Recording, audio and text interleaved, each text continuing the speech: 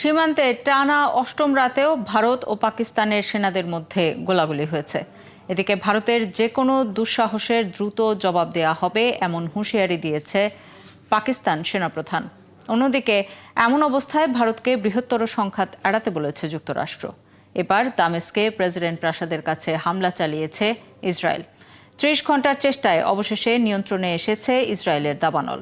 যুক্তরাষ্ট্রের জাতীয় নিরাপত্তা উপদেষ্টা মাইক ওয়ালজকে সরিয়ে দিয়েছেন ট্রাম্প। জানাবো সেই খবর। ভারত ও পাকিস্তানে চলমান উত্তেজনার মধ্যেই নিয়ন্ত্রণ রেখার কাছাকাছি এলাকায় পূর্ণ মাত্রায় সামরিক মহড়া চালিয়েছে পাকিস্তানি সেনাবাহিনী। সামরিক মহড়া পরিদর্শনে গিয়ে দেশটির সেনাপ্রধান জেনারেল সৈয়দ আসিম মনির বলেছেন, ভারতের যে কোনো দুঃসাহসের দ্রুত জবাব দেয়া হবে। এমন অবস্থায় ভারতকে এই অঞ্চলে বৃহত্তর সংঘাত এড়াতে বলেছে যুক্তরাষ্ট্র।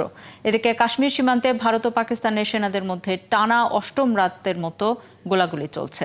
কাশ্মীরের পেহেলগামে হামলা এবং তার জেরে ভারত পাকিস্তানের মধ্যকার উত্তেজনা বেড়েই চলেছে।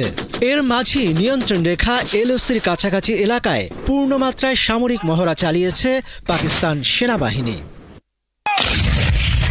এতে আধুনিক অস্ত্র নিয়ে দেশটির বিভিন্ন ইউনিটের সেনা ও কর্মকর্তারা অংশ নেন। এছাড়া পাকিস্তানের সেনারা সীমান্তে আকাশ প্রতিরক্ষা ব্যবস্থা মোতায়েন করেছে। সেনাদের সামরিক মহড়া পরিদর্শনে গিয়ে ভারতকে কড়া ভাষায় হুমকি দিয়েছেন পাকিস্তানের সেনাপ্রধান জেনারেল সৈয়দ আসিম মনির। আইএসপিআর এর বিবৃতিতে বলা হয়েছে, ভারতের যে কোনো দুঃসাহসের দ্রুত জবাব দেওয়া হবে বলে মন্তব্য করেছেন পাক সেনাপ্রধান। ভারতের পক্ষ থেকে মুনিরের মন্তব্য স্পষ্টভাবেই উস্কানিমূলক ও ধর্মীয় বিভাজনমূলক বলা হচ্ছে। ভারতীয় কর্মকর্তারা বলছেন, সময়কাল এবং ভাষ্য উভয়ের মিল উদ্বেগজনক। এই অবস্থায় দুই দেশের সংঘাত এড়াতে যুক্তরাষ্ট্রের প্রতিরক্ষা মন্ত্রী পিট হেগসেথ ভারতের প্রতিরক্ষা মন্ত্রী রাজনাথ সিং এর সঙ্গে কথা বলেছেন। ভারতের প্রতিরক্ষা মন্ত্রণালয় জানিয়েছে, যুক্তরাষ্ট্র সরকার ভারতের সঙ্গে সংহতি প্রকাশ করে আত্মরক্ষার অধিকারকে সমর্থন করেছে। যদিও কাশ্মীরের হামলার প্রতিক্রিয়ায় ভারতকে এই অঞ্চলে বৃহত্তর সংঘাত এড়াতে বলেছে যুক্তরাষ্ট্র। যুক্তরাষ্ট্র চায় না এই হামলার প্রতিক্রিয়া হিসেবে দক্ষিণ এশিয়ায় আরও বড় কোনো সংঘাত ছড়িয়ে পড়ুক।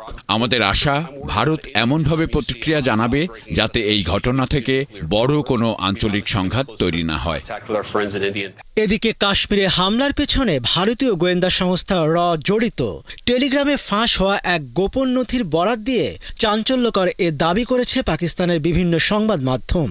ফাঁস হওয়া গোপন নথির বরাতে প্রকাশিত প্রতিবেদনগুলোতে বলা হয়েছে, পেহেলগামের ওই ঘটনাটিকে অমুসলিম জনগোষ্ঠীকে লক্ষ্য করে চালানো হামলা বলে প্রচার চালানোর সুস্পষ্ট নির্দেশ দেওয়া হয়েছিল।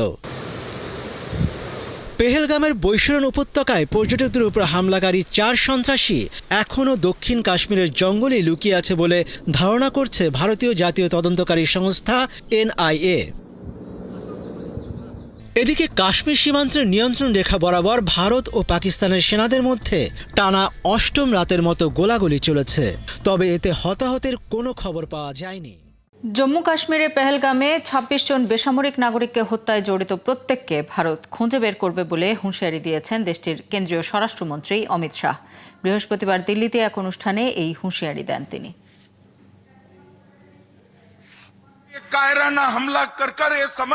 পেহেলগামে যারা ঘৃণ্য সন্ত্রাসী হামলা চালিয়েছে তাদের রেহাই দেয়া হবে না। আমরা পেহেলগামে হামলার প্রত্যেক অপরাধীকে খুঁজে বের করব। ভেবো না যে ২৬ জনকে হত্যা করে তোমরা জিতে গেছো। তোমাদের প্রত্যেককে জবাবদিহি করতে হবে, কাউকেই ছাড় দেওয়া হবে না। কাশ্মীরে পেহেলগামে হামলার পর ভারত ও পাকিস্তানের পাল্টাপাল্টি পদক্ষেপে ভুক্তভোগী দুই দেশের সাধারণ মানুষ। পাকিস্তানিদের ভিসা সুবিধা বাতিল করায় বিপাকে পড়েছে বহু পরিবার। অনিশ্চয়তা দেখা দিয়েছে ভারতে পড়তে যাওয়া পাকিস্তানি শিক্ষার্থীদের ভবিষ্যৎ নিয়েও। লোকসানে পড়েছে কাশ্মীরের পর্যটন নির্ভর অর্থনীতি। কাশ্মীরের পেহেলগামে হামলার পর থেকেই থমথমে অবস্থা বিরাজ করছে সেখানে। হামলার পর ভারত নিয়ন্ত্রিত কাশ্মীরের ৮৭টি রিসোর্টের মধ্যে ৪৮টি বন্ধ করে দিয়েছে ভারত সরকার। এছাড়া নিরাপত্তা নিয়েও রয়েছে উদ্বেগ। ফলে সেখানে পর্যটকের আনাগোনা কমে গেছে লক্ষণীয় হারে, আর এতে বড় ধরনের লোকসান গুনতে হচ্ছে এই খাতে সংশ্লিষ্ট স্থানীয় ব্যবসায়ীদের। এখানকার হোটেল ব্যবসায়ী, হকার, গাড়ি চালক থেকে শুরু করে 90% মানুষের জীবিকা পর্যটন নির্ভর। পর্যটক আসা বন্ধ হয়ে গেলে আমাদের অর্থ উপার্জনের আর কোনো পথ থাকে না। হামলার পর থেকেই বড় ধরনের লোকসান গুনছি আমরা।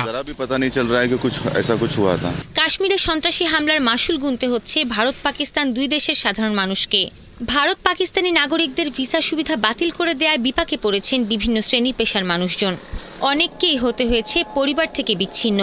স্বামী স্ত্রীর কাছ থেকে, কোলের সন্তান হয়েছে মায়ের কাছ থেকে বিচ্ছিন্ন। তারা আবার কবে এক হতে পারবে তা একেবারেই অনিশ্চিত। আমার স্ত্রী অন্তঃসত্ত্বা, সে একা একা কিভাবে পাকিস্তানে সন্তান জন্ম দেবে? কাশ্মীরের হামলায় আমরা কেন ভুক্তভোগী হব? এটাই তো আমাদের কোনো দোষ নেই। অনিশ্চয়তায় পড়েছেন ভারতের ভিসা বাতিল হওয়া পাকিস্তানি শিক্ষার্থীরাও। অনার্স ফাইনাল পরীক্ষা হওয়ার কথা জুন মাসে। চাকরির জন্য প্রস্তুতি নিচ্ছিলাম, কিন্তু হঠাৎ করে সব পরিকল্পনা মিথ্যে হয়ে গেল। 2008 সাল থেকে আমি ভারতে থাকি। এখন ভারত থেকে বের করে দিলে কোথায় যাব? গত 22 এপ্রিল থেকে প্রায় 750 জন পাকিস্তানি পাসপোর্টধারী সীমান্ত পেরিয়ে নিজ দেশে ফিরে গেছে। অন্যদিকে প্রায় 1000 ভারতীয় পাকিস্তান ছেড়ে ফিরে গিয়েছেন ভারতে। ফিলিস্তিনের অবরুদ্ধ গাজায় ইসরায়েলি হামলায় গত 24 ঘন্টায় আরও 31 ফিলিস্তিনি নিহত হয়েছেন, আহত হয়েছেন অর্ধশতাধিক। এর মধ্য দিয়ে অবরুদ্ধ উপত্যকায় নিহতের মোট সংখ্যা 52,418 জনে পৌঁছেছে।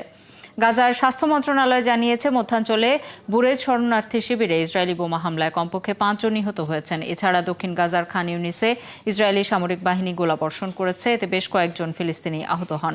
এদিকে জাতিসংঘের ফিলিস্তিনি শরণার্থী সংস্থা জানিয়েছে, ইসরায়েলের অবরোধের কারণে গাজায় কোনো ত্রাণ পৌঁছতে পারছে না। গাজায় ত্রাণ সরবরাহের জন্য প্রস্তুত 3000 ট্রাক উপত্যকায় প্রবেশের অপেক্ষায় আছে।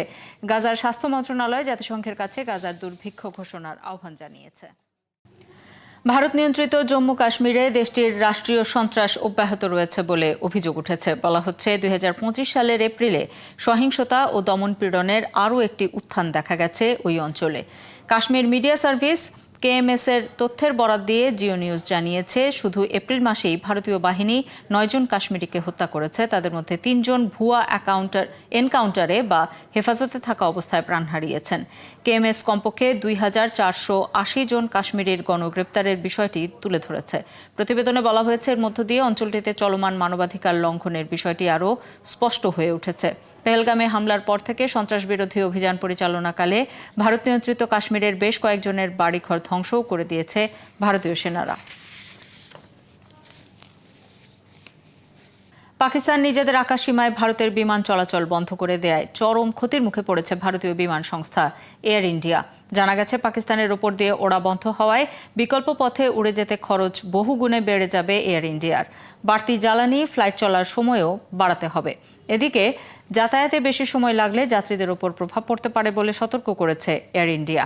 বিমান সংস্থার দাবি, এই অবস্থা চলতে থাকলে বছরে বাড়তি $591 মিলিয়ন খরচ করতে হবে তাদের। আপাতত আগামী 23 মে পর্যন্ত পাকিস্তানের আকাশসীমা বন্ধ থাকবে বলে জানা গেছে। পাকিস্তানের আকাশসীমা বন্ধের পর বিকল্প পথে চীনের আকাশসীমার গা ঘেঁষে বিমান ওড়ানোর কথাও ভাবছে এয়ার ইন্ডিয়া, কিন্তু তার জন্য চীনের ছাড়পত্র প্রয়োজন, যা নিতে সরকারের সহযোগিতাও চাইছে বিমান সংস্থাটি।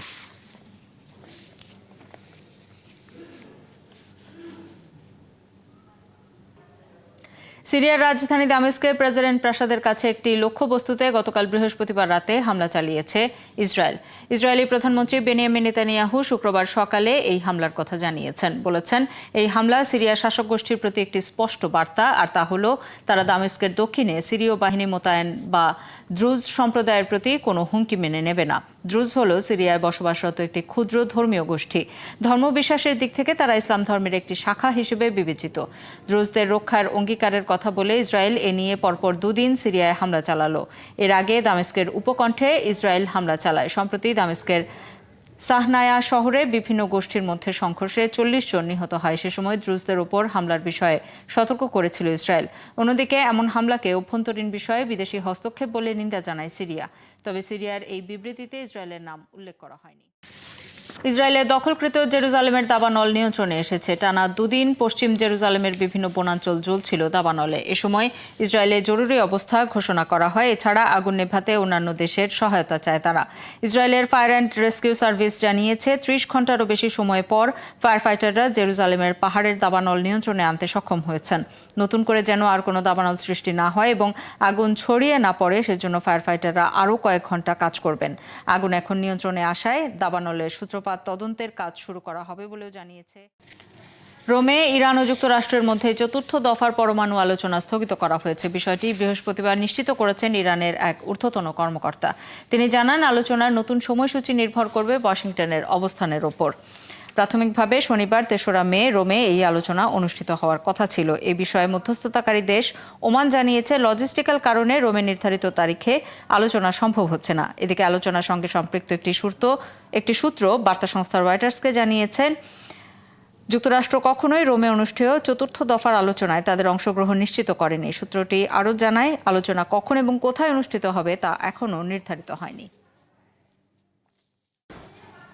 ভারত শাসিত কাশ্মীরের পেহেলগামে সাম্প্রতিক প্রাণঘাতী হামলার পর ভারত পাকিস্তান উত্তেজনা চরমে পৌঁছেছে। পরিস্থিতি নিয়ন্ত্রণে মার্কিন প্রেসিডেন্ট ডোনাল্ড ট্রাম্পকে হস্তক্ষেপের আহ্বান জানিয়েছেন যুক্তরাষ্ট্রে নিযুক্ত পাকিস্তানি রাষ্ট্রদূত রিজওয়ান সাইদ শেখ।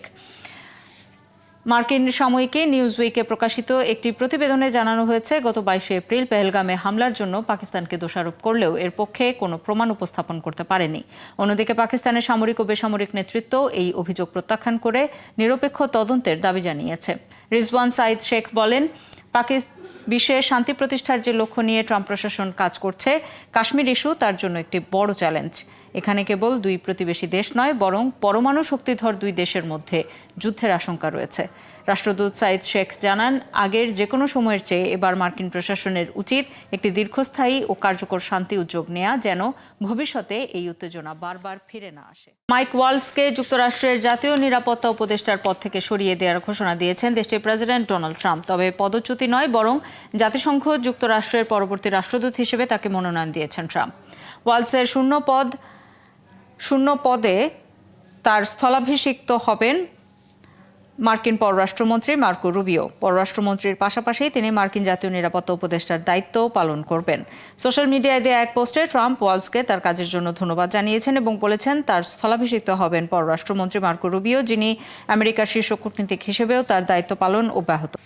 যুক্তরাষ্ট্রের সঙ্গে হওয়া ঐতিহাসিক খনিজ সম্পদ চুক্তিটি উভয় পক্ষের জন্যই সমান সুযোগ সৃষ্টি করেছে বলে মন্তব্য করেছেন ইউক্রেনের প্রেসিডেন্ট ভলোদিমির জেলেনস্কি। যদিও এতে কিয়েভের জন্য কোনো সুনির্দিষ্ট নিরাপত্তা নিশ্চয়তা দেওয়া হয়নি বলেও উল্লেখ করেছেন তিনি। ইউরোপীয় ইউনিয়নের চিহ্নিত 34টি গুরুত্বপূর্ণ খনিজের মধ্যে 22টি খনিজ রয়েছে ইউক্রেনে। ইউক্রেনের সঙ্গে যুক্তরাষ্ট্র বিরল খনিজ চুক্তি সই করায় এখন এসব খনিজ সম্পদে প্রবেশাধিকার পাবে যুক্তরাষ্ট্র। সৃষ্টি ঘটকের রিপোর্ট। রেয়ার আর্থ বা বিরল খনিজ হলো 17টি ধাতুর একটি সমষ্টি, যেগুলো বৈদ্যুতিক গাড়ি, মোবাইল ফোন, ক্ষেপণাস্ত্র ব্যবস্থা এবং অন্যান্য ইলেকট্রনিক যন্ত্র তৈরিতে ব্যবহৃত হয়। এসব ধাতুর কোনো কার্যকর বিকল্প নেই। যুক্তরাষ্ট্রের ভূতাত্ত্বিক জরিপ সংস্থা 50টি খনিজকে অত্যন্ত গুরুত্বপূর্ণ হিসেবে চিহ্নিত করেছে। এগুলোর মধ্যে রয়েছে বিরল খনিজ, নিকেল ও লিথিয়াম।